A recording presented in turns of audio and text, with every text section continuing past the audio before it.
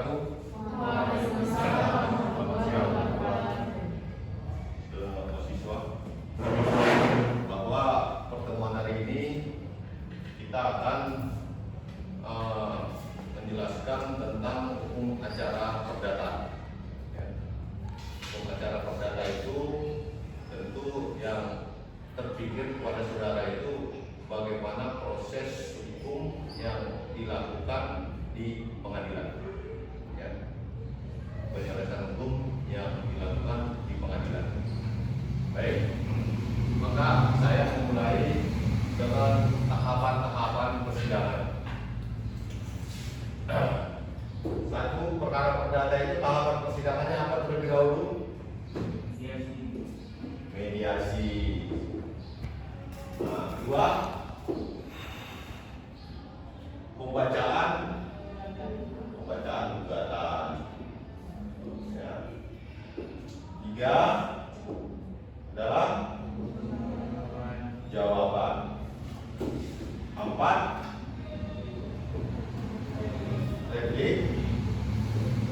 Lima adalah replik. Enam, putusan selah. Tujuh, pembuktian.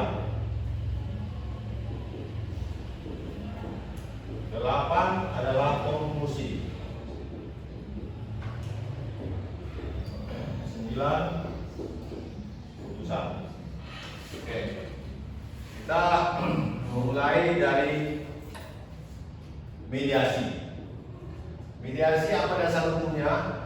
Itu adalah peraturan Mahkamah Agung, Perma nomor 1 tahun 2016 tentang prosedur mediasi.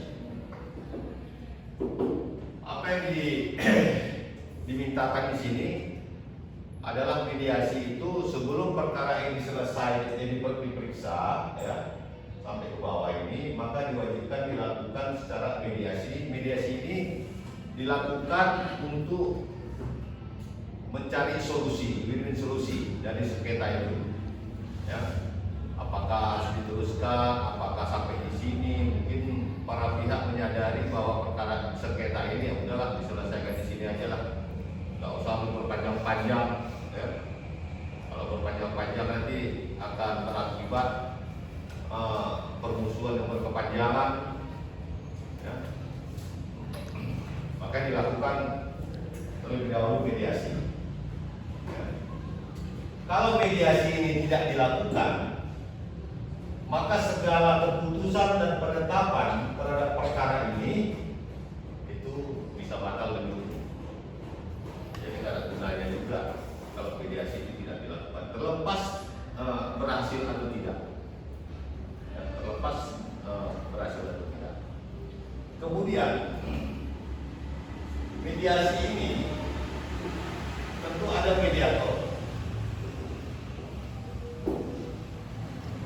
Mediator di pengadilan itu terdiri dari dua, ya. Bisa hakim yang salah satu hakim, ya. Bisa mediator dari luar, ya. Dua. Jadi dua orang ini ada plus minusnya.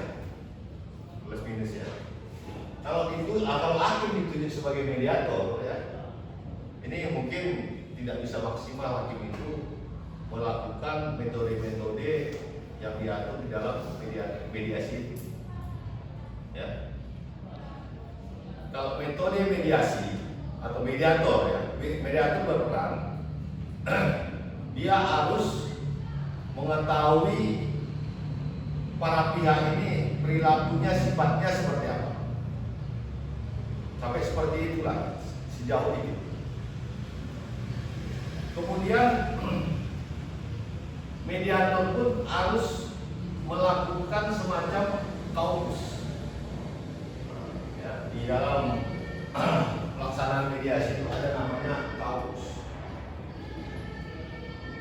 Kaukus ini pertemuan mediator dengan salah satu pihak.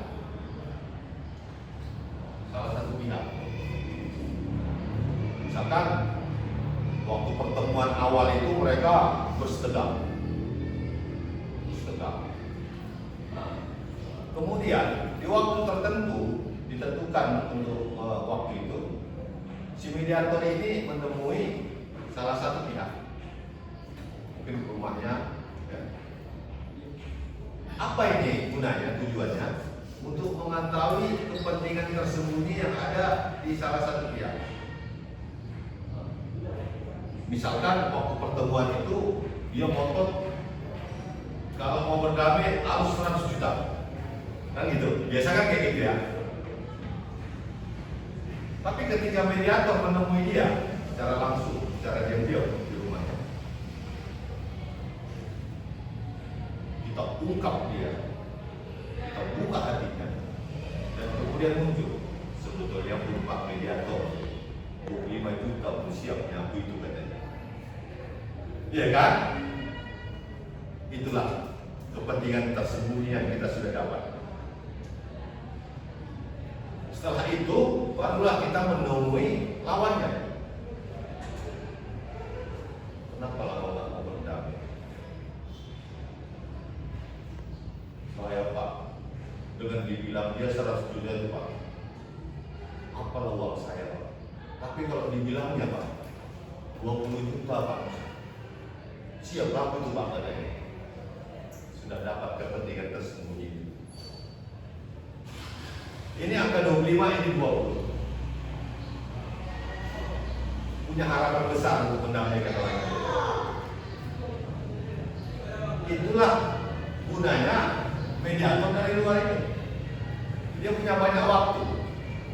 Karena pelaksanaan mediasi itu berdasarkan perma ini itu hanya 30 hari. 30 hari itu di waktu.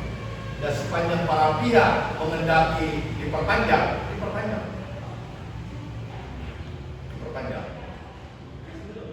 Bisa jadi 40 hari. Ya, itulah teknik-teknik sebagai mediator.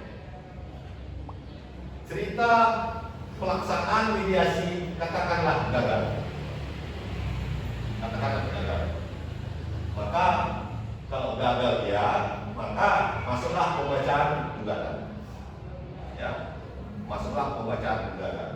Pembacaan gugatan. Maka sekarang kita cerita tentang surat gugatan. Bagaimana membuat surat gugatan itu dulu. Jadi dalam hal pembuatan surat gugatan ini tidak sembarangan, ya, tidak sembarangan. Dia ada aturan-aturannya, dilihat dari secara formil maupun material. Kalau secara formil surat gugatan itu kalau formilnya berarti bentuknya, mekanismenya, itulah yang masuk secara formil. Misalkan ini satu gugatan, ya. Pertama yang harus kita lihat, si penggugat ini punya kapasitas menggugat atau tidak. Itu dulu. Misalkan ini persoalan tanah, ya, persoalan tanah. Jadi yang sebagai si penggugat ini memang dia pemilik tanahnya atau tidak. Kalau misalkan pemilik tanahnya ini adalah orang tuanya dan orang tuanya belum meninggal, ya, karena sudah tua dan sering-sering batuk-batuk, maka digantikan posisinya oleh anaknya. Itu boleh atau tidak? Ya. Kalaulah anaknya menggugat, ya, berarti anaknya ini belum mempunyai kapasitas hukum, belum memiliki legal standing.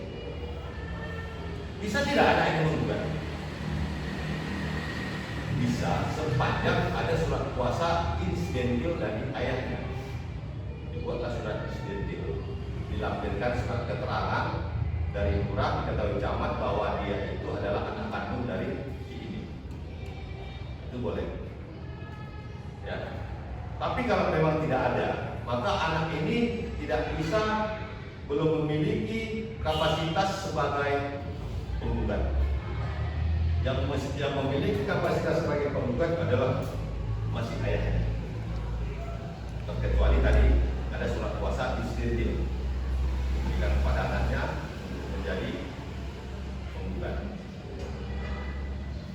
Kemudian tergugat. Orang mau kita gugat ini memiliki legal standing atau tidak? Pantas untuk kita gugat atau tidak? Jangan salah. Jangan salah orang kita menggugat. Ini akan menjadi fatal gugatan kita. Ya, jadi kesalahan. Maka harus kita teliti dulu. Ini orang pantas digugat secara hukum atau tidak? Jangan nanti error ini personal, salah orang.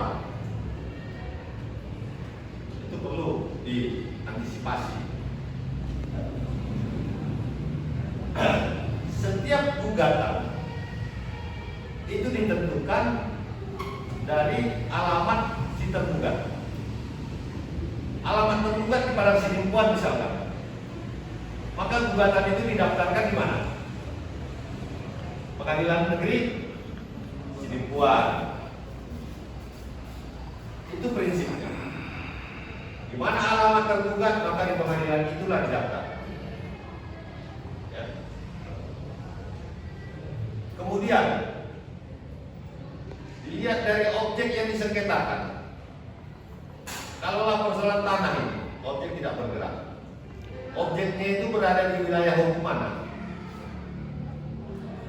Maka ke pengadilan itulah kita mendaftar gugatan. Saya ambil contoh. Tadi satu hal bahwa di mana alamat tergugat, disitulah kita mendaftar. Kan gitu.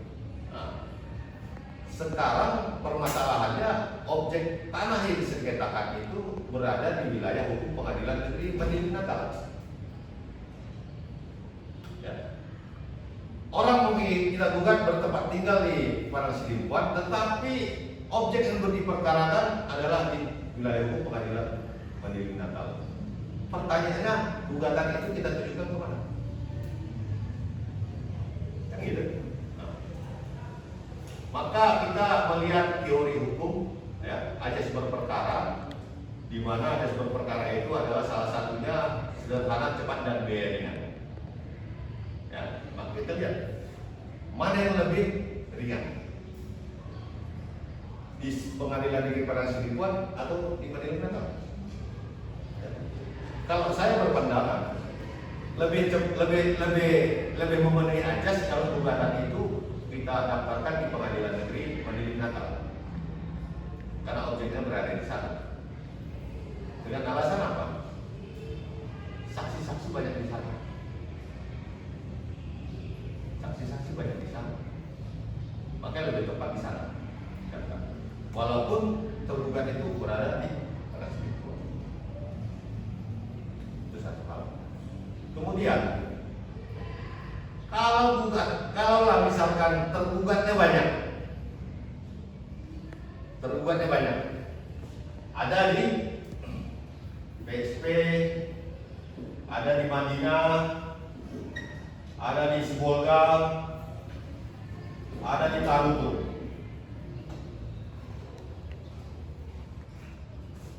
Kita harus gugat dalam satu surat gugatan ini orang-orang ini. Itu ke Pengadilan Negeri mana? Kita daftar.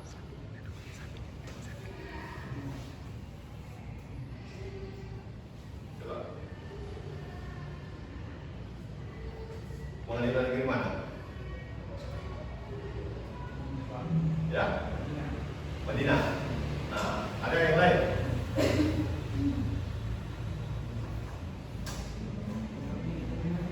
Ya.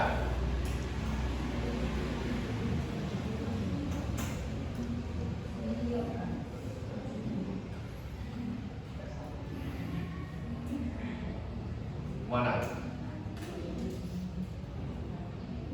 Mengingat ajas berperkara tadi, ya, sederhana, cepat, biaya ringan, itu diserahkan sepenuhnya kepada si penggugat. Mau pengadilan mana dia? Terserah, mau ngambil posisi tengah atau tidak?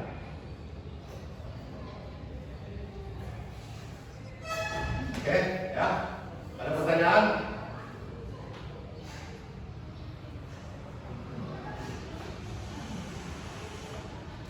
Oke, demikian ya, makasih ya.